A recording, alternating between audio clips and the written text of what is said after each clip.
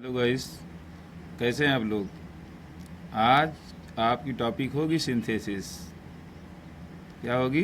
Synthesis. Synthesis में जैसा कि मैंने आपको पहले बहुत सी वीडियो दे चुका हूँ, यहाँ तक कि नॉमिनेटिव सल्यूट तक दिया था, तो इसी के आगे ये बची हुई टॉपिक है हमारी आज की। Use of preposition before noun or gerund. Use of preposition before noun or gerund, यानी नाउन और जीरंड से पहले प्रीपोजिशन का प्रयोग, चाहे वो नाउन होगा या फिर जीरंड होगा, उससे पहले प्रीपोजिशन का प्रयोग कैसे किया जाता है, इस सिंथेसिस में मैं आपको बताऊंगा कि इसका यूज कैसे किया जाता है। ये एक ऐसा टॉपिक है जिसमें अधिकतर बच्चों को कन्फ्यूज़न रहती है, तो आज मैं आपका कन्फ्यूज़न दूर करने वाला हूँ। तो गाइस फ्रेंड्स, आप लाइन पे बने रहिएगा, बिल्कुल ध्यानपूर्वक आप देखेंगे तो आपको ये लगेगा कि ये तो कुछ भी नहीं है और हर एक चीज़ आपको समझ में आ जाएगी। लेकिन उससे पहले अगर आपने अभी तक मेरे चैनल गोल्डन फ्यूचर 078 को सब्सक्राइब नहीं किया है तो इसको सब्सक्राइब ज़रूर कर लें और लाइक और कमेंट करना तो न भूलें, ताकि आपको ऐसी ही इम्पोर्टेंट वीडियो मिलती रहेगी। तो आइए फिर स्टार्ट करते हैं बिना किसी देरी के। हम यहाँ पर देखिए मैंने लिख दिया है use of preposition before noun or gerund. Noun या जीरंड से पहले प्रीपोजिशन का प्रयोग। तो देखिए दोस्तों, आप प्रीपोजिशन तो जानते होंगे क्योंकि प्रीपोजिशन हमको बहुत पिछली क्लासों में ही पढ़ा दिया जाता है। ए preposition is a word which shows relation before noun और प्रोनाउन। जो नाउन या प्रोनाउन से पहले अपना संबंध दिखाता है प्रीपोजिशन होता है। जानते ही आप, जैसे ऑन है, आप है, ठीक है, फ्रॉम है, ये सारी चीज़ ETC प्रीपोजिशन में आती है। टू है, ये सब चीज़ जो है प्रीपोजिशन में आती है। इसको आप पहले ही जानते हैं। लेकिन हो सकता है कि आप जीरंड के बारे में ना जानते हो ज़्यादा, क्योंकि जीरंड ये थोड़ा नया है, ये इंटर स्तर पे ही ज़्यादातर देखने को मिलता है। इसलिए जीरंड के बारे में मैंने यहाँ बताया है खाली कि रूल जीरंड बनाने के लिए वर्ब में ING जोड़ते हैं। जीरंड बनाने के लिए वर्ब में ING जोड़ते हैं। एग्ज़ाम्पल जैसे डू से डूइंग हो गया है, फिनिश से फिनिशिंग हो गया है, ईयर से ING जोड़े हैं तो हियरिंग बन गया। ओके, इस तरह से बनाया जाता है। देखिए ING जोड़ने से तो पार्टिसिपल भी बनता है, प्रेजेंट पार्टिसिपल भी बनता है, लेकिन अंतर यह है कि जीरंड में, यहाँ पार्टिसिपल में मैं बता रहा हूँ, पार्टिसिपल में ING जोड़ने से भी बनता है, लेकिन ये टॉपिक जो है आपका, यहाँ पर प्रीपोजिशन लगा रहेगा, यानी जिसमें ING लगा रहेगा उससे पहले जीरंड में प्रीपोजिशन लगा होगा, तो इससे आप पहचान जाएंगे कि ये जो है जीरंड है। और पार्टिसिपल वाले में क्या होगा, प्रीपोजिशन नहीं लगा रहता है। ये अंतर है दोनों में। नहीं, आप ये भी कह सकते हैं ना सर जो है कि इसमें भी तो ING लगा होता है प्रेजेंट पार्टिसिपल में, जैसे सीइंग है, हियरिंग है, इसमें भी आता है, ऐसा नहीं है। लेकिन यहाँ पे अंतर क्या है, यहाँ पर प्रीपोजिशन लग कर आएगा। आपको क्या लगे रहेगा, प्रीपोजिशन। तो आप पहचान लेंगे कि ये जीरंड है, और अगर प्रीपोजिशन नहीं लगा है तो आप पहचान जाएंगे ये हमारा पार्टिसिपल है। तो यही अंतर है दोनों में, ठीक। जबकि बनते दोनों ING से हैं, लेकिन अंतर सिर्फ इतना है। तो आइए आज मैं इसको बिल्कुल क्लियर कर देता हूँ आपके सामने, जैसे कि जो कन्फ्यूज़न बनी रहती है। मोस्टली बच्चे कहते हैं कि ये वाला टॉपिक कम समझ में आता है। तो ये टॉपिक इजी है बहुत, कोई बहुत टफ नहीं है, लेकिन क्या है, समझने का एक वो है कि आपका सेंस कितना काम करता है यहाँ पर। तो चलिए आइए मैं इसको ठीक करता हूँ। जैसा कि मैंने पहला सेपरेट दे दिया है, I will finish the work in time, I am sure. देखिए इस टाइप अगर सेंटेंस आता है, यहाँ पर देख लीजिए श्योर या फिर सर्टेन आता है, ये ठीक, या फिर डिफिनिट आ जाए, इसको ध्यान से देखिएगा आप, डिफिनिट आ जाए। अगर इस टाइप आई एम सर्टेन या आई एम श्योर या आई एम डिफिनिट, अगर या ही श्योर ही सर्टेन, अगर इस टाइप का आता है तो मान लीजिए ये आपका जीरंड वाला है। क्या है, जीरंड वाला है। आपको इसको जीरंड से करना होगा, नाउन से नहीं, ठीक। ये इसकी पहचान है। देखिए बुक आपका बता तो देता है, लेकिन ये बहुत पक्का रूल नहीं देता। एक टीचर ही बता पाएगा कौन किसमें का है, कैसे होता है। तो आप देख रहे हैं ना कि सर्टेन, डिफिनिट या श्योर। तो अगर ऐसा आता है तो इस पार्ट को हम सबसे पहले लाएंगे, सेंटेंस में कंबाइन करते समय सबसे पहले लाएंगे। जैसे हमने आई एम श्योर। और हाँ, एक चीज़ ये है, अगर ये सब आया है तो इसके साथ जो प्रीपोजिशन लगने वाला है वो ऑफ लगेगा, ठीक। क्या लगेगा, ऑफ। चाहे वो सर्टेन हो, डिफिनिट हो या फिर श्योर हो, इसके साथ आप ही लगता है और कोई दूसरा प्रपोजिशन नहीं काम करेगा। ठीक है, अब उसके बाद मैंने आपको जीरण बनाना पहले ही बता दिया है कि फिनिश से फिनिशिंग हो जाएगा, तो हमने कर दिया finishing. I am sure of finishing, बाकी जो द वर्क इन टाइम है इसको आप लिख दें। ठीक, यहाँ पे मेन चीज़ यही था, आप और फिनिश में आईएनजी जोड़ना। तो देखिए यहाँ पर फिनिशिंग वर्ब में आईएनजी जुड़ा हुआ है और उससे पहले हमारा प्रपोजिशन आया हुआ है, तो आप कह सकते हैं ये क्या है, जीरंड है ना, ये क्या है, जीरंड है। ओके, कैसा रहा, ठीक रहा ना। और इसके अलावा अगर मान लीजिए मैंने यहाँ पे एक ही एग्जांपल आपको शो किया है, दूसरा कोई आ जाता है कि जैसे ही श्योर, यहाँ वाक फिनिश हो या कंप्लीट हो या और कोई हो सकता है, लेकिन अगर ये चीज़ आ रही है तो इसको आप पहले उठा के लाएंगे यहाँ पर, और वहाँ पर जो प्रपोजिशन लगने वाला है वो आप लगाएंगे। ये आप माइंड में नोट कर लें। ठीक, अब उसके बाद आइए बात करते हैं नाउन वाले की। जैसे ही sold his book he got 50 rupees, जैसे उसने अपनी पुस्तक बेच दी, ठीक है, और ही गॉट 50 रुपये से 50 रुपये मिले। तो देखिए जब कोई वस्तु बेची जाती है या खरीदी जाती है तो वहाँ पर प्रपोजिशन जो लगने वाला है वो फार लगेगा, ये आपको याद रखना पड़ेगा, ये रूल है इस सब में का। और उसके बाद रुपया क्या है, नाउन है। अब बात करेंगे, ये आज का टॉपिक यही तो है ना कि use of preposition before noun और जीरन।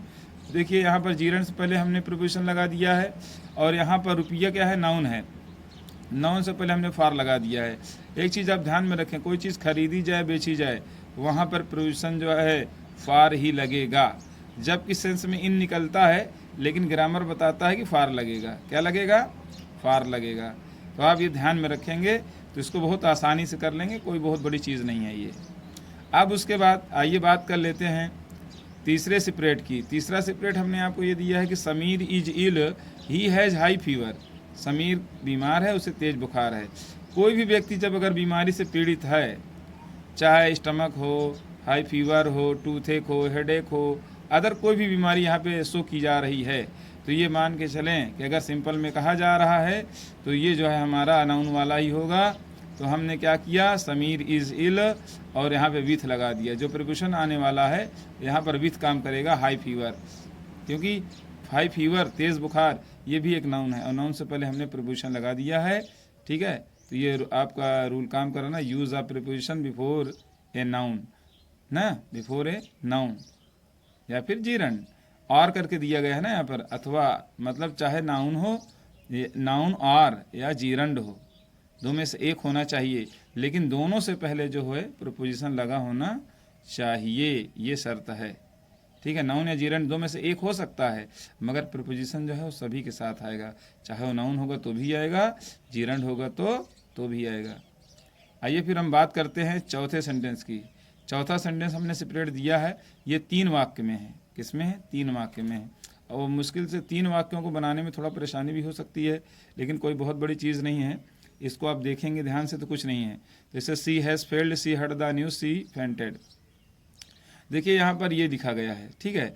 तो अगर जैसे सी हैज़ फेल्ड, वो फेल हो चुकी है, she heard the news, she fainted, वो फेल तो हो चुकी है, उसने खबर सुना ना, उसके खबर सुना तभी पता चला, तो ये चीज़ पहले उठाई जाएगी। ठीक है, तो हियर से हर्ड होता है, तो हमने क्या कर दिया, सुनने पर, सेंस भी निकल रहा था पर का, इसलिए हमने ऑन लगा दिया। क्या लगा दिया, ऑन।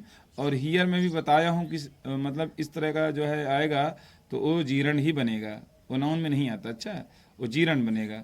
तो हियर से हियरिंग हमने कर दिया, तो on hearing the news, on hearing the news of her failure, एक भाग को नाउन बनाना पड़ेगा। और मोस्टली अगर फेल आता है ना सेंटेंस में, वो अगर 2-3 वाक्य में है तो 100% बनता है, एक वाक्य में है तो एक टाइम नहीं बनता, लेकिन 3 वाक्य में तो उसे बनाना ही पड़ेगा, नहीं तो वाक्य हमारा सेट नहीं होता, इसलिए बना लेते हैं। अच्छा, कोई दिक्कत नहीं इसमें।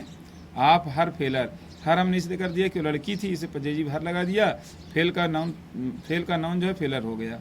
On hearing the news of her failure, फिर कामा करके हमने कर दिया she fainted, on hearing the news of her failure, she fainted. Okay, आइए फिर 5वां सेंटेंस मैं आपको देता हूँ। वो 5वां सेंटेंस क्या है, यहाँ पर कौन सा प्रपोजिशन लगने वाला है उसको आप ध्यान से देखेंगे। तो यहाँ पर हमने लिखा you helped me I would have drown, तुमने मेरी सहायता की मैं डूब जाता। ठीक है, अगर इस आई वुड हैव मिल रहा है तो समझ जाइए विदाउट वाला है।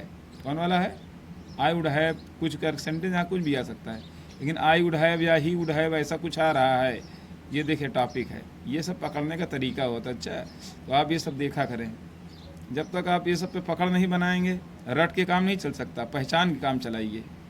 और अब पहचान लेंगे तो मानी सी चीज़ है, आपको रूल पता ही हो जाएगा। फिर आई वुड हैव हमने कर दिया, ड्राउंड। अब यहाँ पे देखिए मैंने विदाउट, विदाउट जो है बीच में ही लगेगा। अच्छा, विदाउट, जब विदाउट लगाए तो अब यू तो आएगा नहीं, इसलिए इसको हमने पजेजिव बना लिया, योर कर दिया। और हेल्प जो वर्ब में थी उसको नॉन बना लिया, विदाउट योर हेल्प।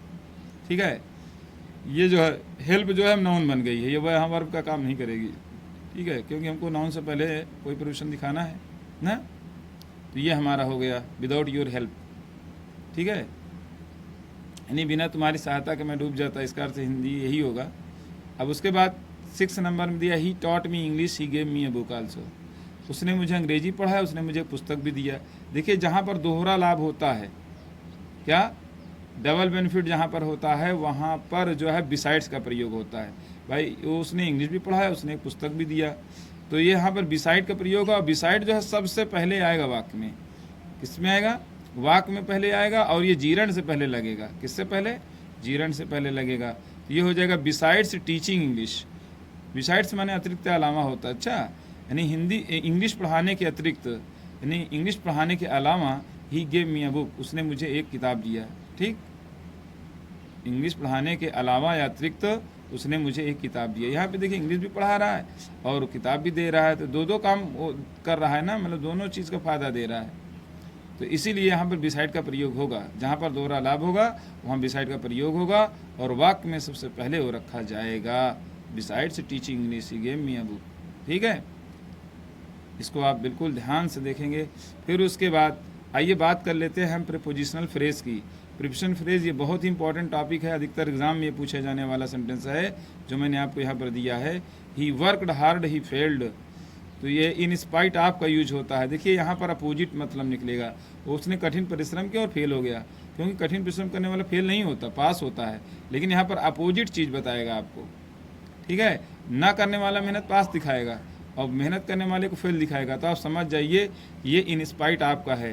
तो इन स्पाइट ऑफ वर्क को हमने जीरण बना लिया, working hard he failed. In spite of का हिंदी अर्थ होता है के बावजूद। हिंदी अर्थ क्या होता है?